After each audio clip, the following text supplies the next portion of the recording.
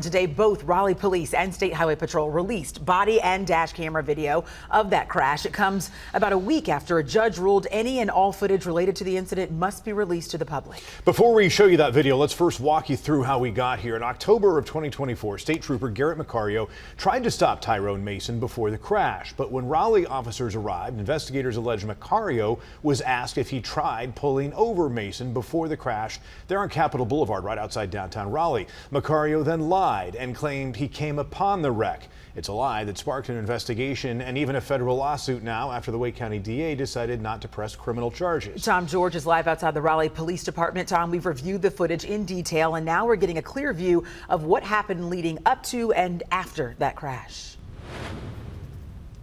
Yeah, that's right. And it appears that it was caught in a lie. When you see the play-by-play from that video, we just took a look at it through the Highway Patrol. The main takeaway was in that video, you can see the trooper you just mentioned, Garrett Macario, being told by his supervisor, Sergeant Matthew Morrison, not to say anything about that crash that had happened before that crash killed Tyrone Mason, telling him not to tell Raleigh Police about that. Now, we want to take you to that video right now, released by the State Highway Patrol. You can see and hear Macario reporting the crash to Raleigh Police, but there's no mention of any chase. The video then shows Macario driving to the crash site before walking up to the smashed car and examining the wreckage with his flashlight. Now, it's important to note that based on what we saw in the video, it does not appear to show Macario making any attempt to try and help Mason, who was still inside the car after that crash. Now, Macario then calls his supervisor, Sergeant Morrison, to tell him what is going on, and that is when you can clearly hear him being told to lie. Sounds to me like this RPD's problem. All right, they're on the way. But you're the first one out with it? Yeah, I mean, I had turned my stuff off, I continued to roll, and then as I was probably going 50 miles an hour, and I was like, holy crap, there's that same car. So, yeah. All right, well, that works. I wouldn't mention anything to them about you tried to stop him. No, I won't. Just say, hey man, I drove up on this. Yeah. And leave it at that.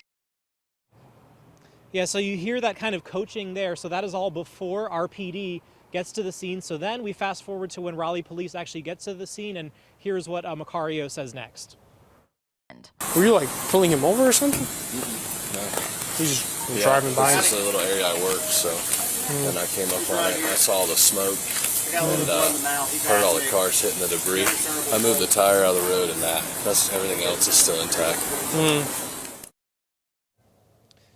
Now, meantime, the North Carolina Highway Patrol speaking out about that accident and Macario's actions. The agency says they call the crash a heartbreaking occurrence, adding, quote, "We do believe, however, that this collision was a result of Mr. Mason's actions alone." Now, as for the trooper, the Highway Patrol says in a statement, quote, "We do recognize and take ownership that words spoken and captured, as you saw in the video, in those moments after the collision's occurrence do not reflect the high standards we place upon our members, nor the life-saving work that we see them carry out daily." But nonetheless, there are still a lot of ripple effects from all of this. The DA in Wake County has thrown out 180 different cases, all of them that Macario was involved in, because now it raises issues about his credibility. Now, she also announced earlier this week that she is not filing any charges against him. But as for Mason's family, they have been calling on Macario and his supervisor to be fired. Live in Raleigh, Tom George, ABC 11 Eyewitness News. Yeah, the Highway Patrol has them on administrative leave. They say the investigation into the troopers is ongoing, and we will have to wait and see if they're able to keep their jobs.